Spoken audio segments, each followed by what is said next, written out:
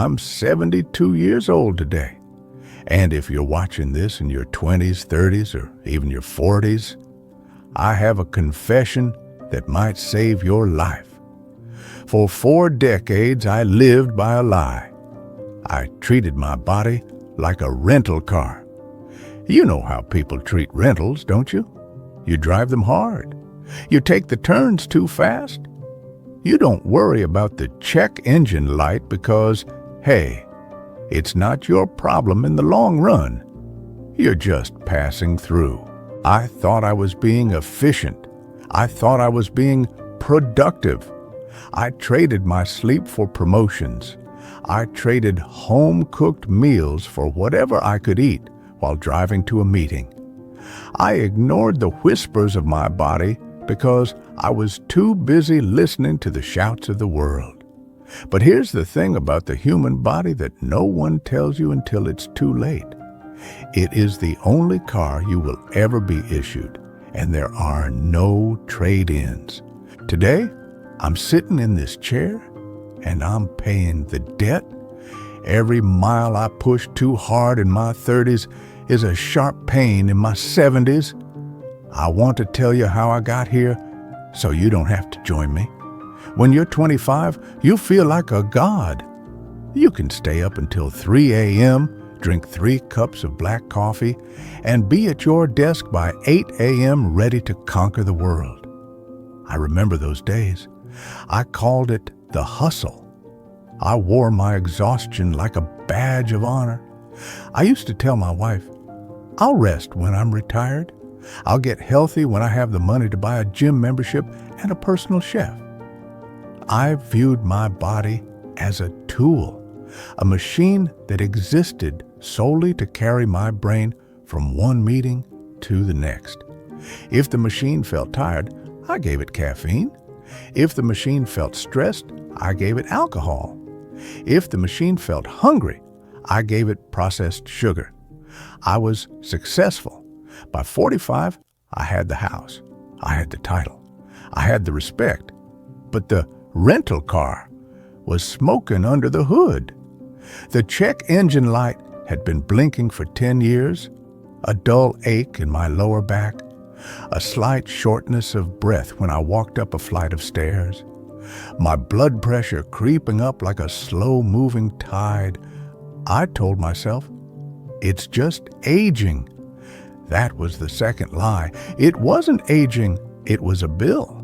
And the interest was compounding. It happened on a Tuesday.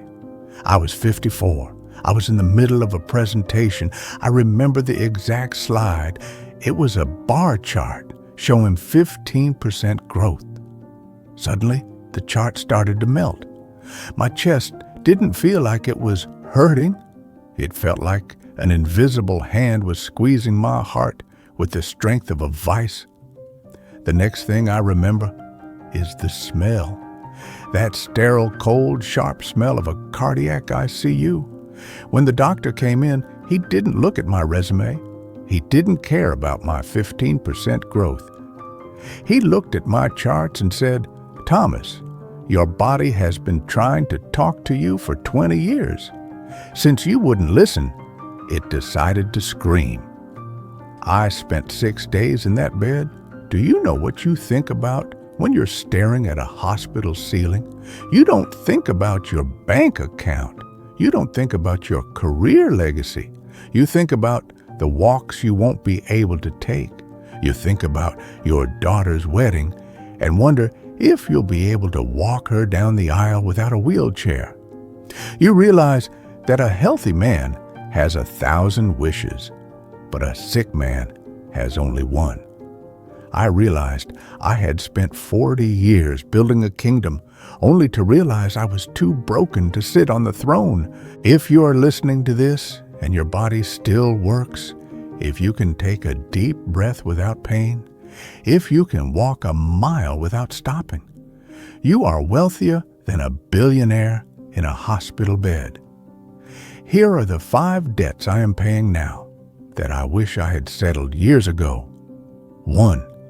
The debt of sleep. I thought I was winning by sleeping 4 hours. Now, My brain feels like it's in a permanent fog. Sleep isn't a luxury. It's the maintenance crew that fixes the car while it's parked. If you don't park the car, the crew can't work. 2. The debt of movement. I sat in a chair for 10 hours a day for 30 years. Now my spine is a prison. Movement is the oil in your joints. If you don't move it now, it will lock up later. 3. The debt of nutrition. I ate for convenience, not for fuel. I treated my stomach like a trash can.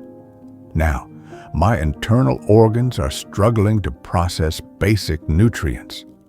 4. The debt of stress.